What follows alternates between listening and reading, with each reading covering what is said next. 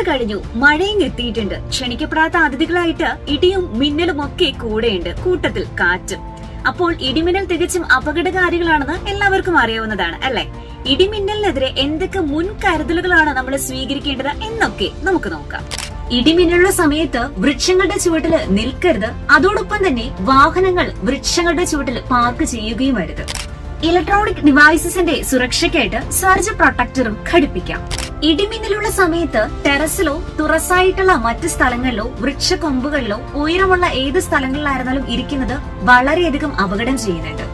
ഇടിമിന്നലിന്റെ ലക്ഷണം കണ്ടു കഴിഞ്ഞാൽ ഉടൻ തന്നെ കുട്ടികളെ സുരക്ഷിതമായിട്ടുള്ള സ്ഥലങ്ങളിലേക്ക് മാറ്റി നിർത്തുക. അന്തരീക്ഷം മേഘാവൃതമാണെങ്കിൽ തുറസായ സ്ഥലങ്ങളിലും ടെറസിലും ഉൾപ്പെടെ കുട്ടികൾ കളിക്കുന്നത് ഒഴിവാക്കുക. ഇടിമിന്നലിന്റെ ലക്ഷണങ്ങൾ കണ്ടു തുടങ്ങിയാൽ ഉടൻ തന്നെ ടി വി, ഫ്രിഡ്ജ്, AC തുടങ്ങിയ ഇലക്ട്രോണിക്